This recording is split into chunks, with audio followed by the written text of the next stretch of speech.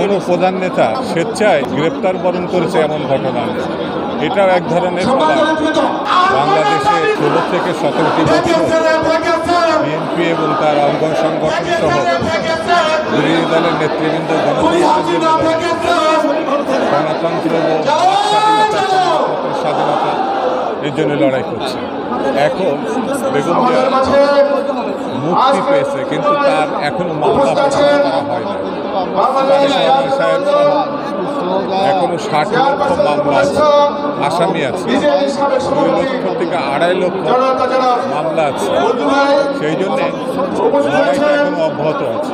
এই লড়াই তখনই সফল হবে যখন বাংলাদেশে গণতন্ত্র প্রতিষ্ঠার লক্ষ্যে মানুষ জনগণ দেশ মুক্ত হবে। সেই মুক্তির আগে শেখ হাসিনা তার সরকার পতন হলো, এখনো দেশ পরিপূর্ণভাবে মুক্ত হচ্ছে এটা বলা যায়। সেই কারণে লড়াই অব্যাহত রাখতে হবে, এছাড়া আর কোনো দ্বিতীয় পথ। শেখ হাসিনা এটা তাদের পারিবারিক পালানো।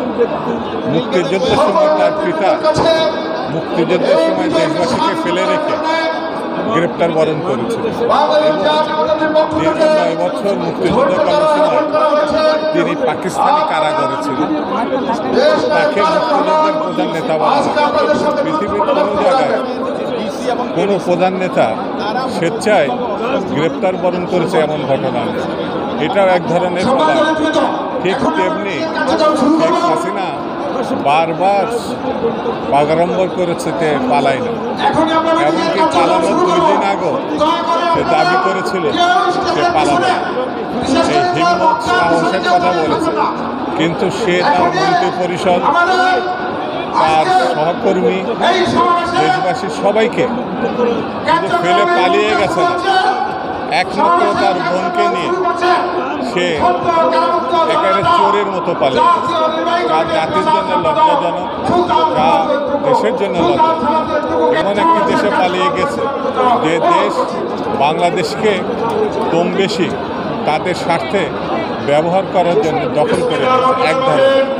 সেই জন্যে আগামী দিনে শেখ হাসিনার এই যে গণহত্যা, তার আনুষ্ঠানিক বিচার, বাংলাদেশের সম্পদ পাচার, অর্থ পাচার, এটার জন্য বিচার, আইনের তার আওতায় আনা, এগুলো যতক্ষণ পর্যন্ত সমাধান না হবে ততক্ষণ পর্যন্ত এই দেশের উজ্জ্বল ভবিষ্যৎ নির্মাণের সম্ভাবনা আছে। সেই জন্যেই কত রকম লুটপাটকারী, হত্যাকারী, খুনি এদেরকে অতি দ্রুত আইনের আওতায়। সংবাদ, ফিচার ও অনুষ্ঠানের জন্য ভিজিট করুন সংবাদ প্রকাশের ওয়েবসাইট এবং যুক্ত থাকুন ফেসবুক পেজ ও ইউটিউব চ্যানেলের সঙ্গে।